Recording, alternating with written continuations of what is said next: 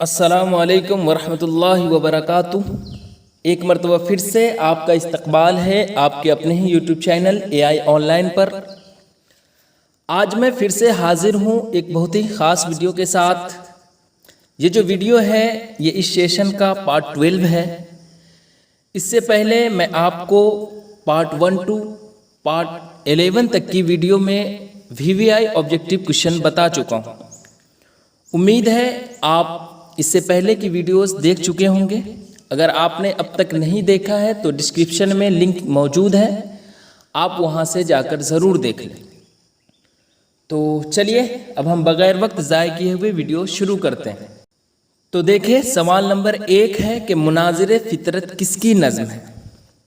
سوال آپ سے اس طرح سے بھی پوچھا جا سکتا ہے کہ مناظر فطرت یا پھر مناظر قدرت کس کی نظم ہے؟ سوال ایک ہی ہے اور جواب بھی اس کا وہی ہوگا جو مناظر فطرت کا ہوگا۔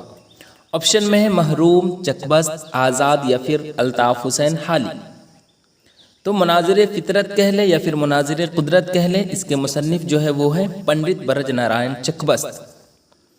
نیکسٹ کوشچن ہے کہ لطف الرحمن نے اپنے تدریسی خدمات کا آغاز کس یونیورسٹی سے کیا؟ لطف الرحمن وہی لطف الرحمن جن کا آپ کے نصاب میں ایک مضمون پڑھنا ہے، اردو ڈرامہ نگاری اور آغا حشر۔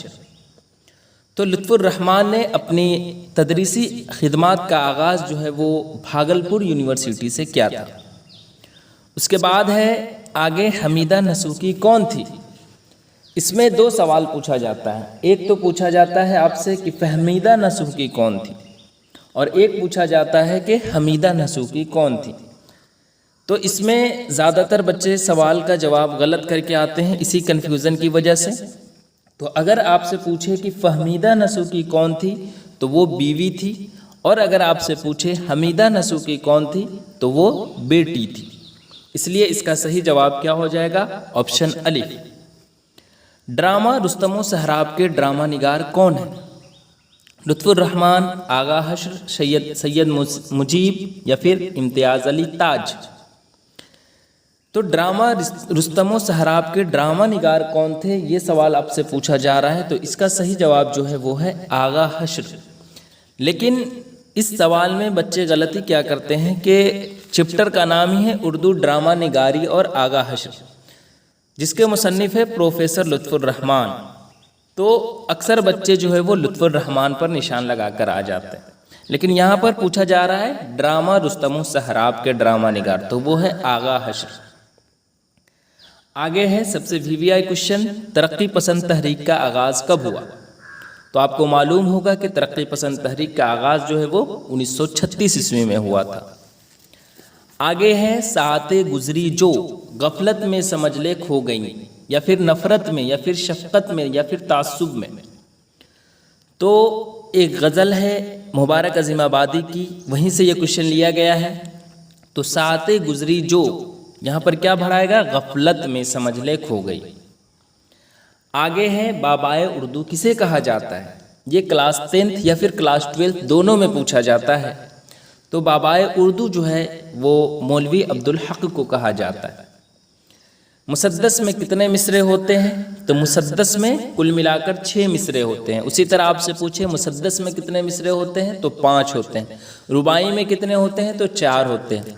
مثلث میں کتنے ہوتے ہیں تو 2 ہوتے ہیں۔ اسی طرح دوہا میں پوچھے تو 2 ہوتے ہیں، مثلث میں 3 ہوتے ہیں۔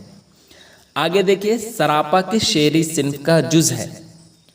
آپ کو معلوم ہوگا کہ مرثیہ کے اجزائے ترکیبی 8 ہے، اسی طرح قصیدہ کے بھی اجزائے ترکیبی 5 ہے۔ تو وہیں سے یہ کوشچن پوچھا گیا ہے۔ تو مرثیہ کے جو کل ملا کر 8 اجزائے ترکیبی ہے اسی میں سے ایک ہے سراپا، تو اس لیے سراپا جو ہے وہ مرثیہ کے اجزائے ترکیبی ہے کا اسی کا ایک حصہ ہے۔ آگے دیکھیے بارش کی ایک صبح کس زبان کی نظم ہے؟ جی ہاں، بارش کی ایک صبح، یہ جو کوشچن ہے یہ روشنی حصہ دوم سے لیا گیا ہے، جو ایک نظم ہے، اڑیا نظم ہے، جس کے مصنف سیتا کانت مہاپاترا ہے۔ تو اس لیے اس کا صحیح جواب کیا ہو جائے گا؟ آپشن الف۔ امریتا پریتم کس زبان کی شاعرہ تھی؟ امریتا پریتم وہی جن کا آپ کو ایک نظم پڑھنی ہے وارث شاہ سے، روشنی حصہ دوم میں۔ تو امریتا پریتم کس زبان کی شاعرہ تھی؟ تو وہ پنجابی زبان کی شاعرہ تھی۔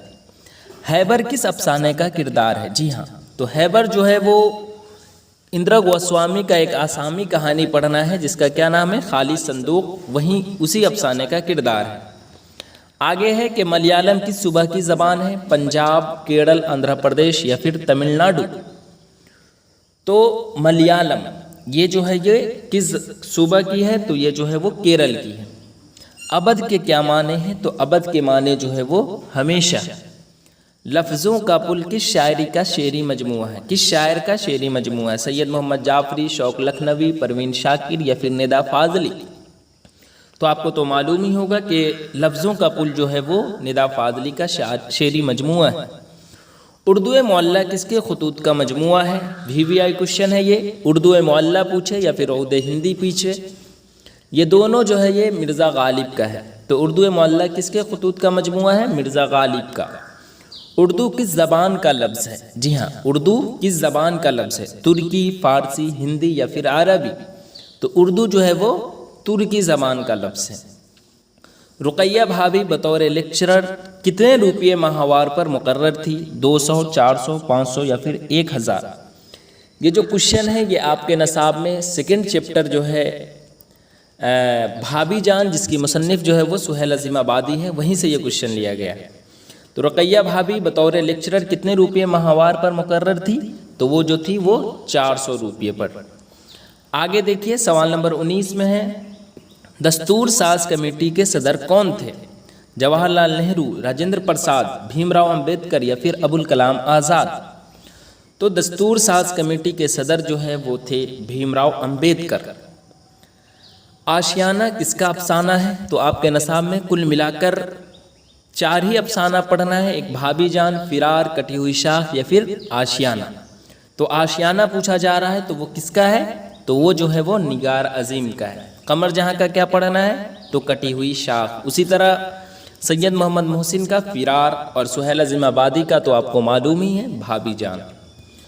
تو آج کی اس ویڈیو میں آپ کو کل ملا کر 20 VVI آبجیکٹیو کوشچن بتایا ہوں جو آپ کے ایگزام کے لیے کافی اہم ہیں۔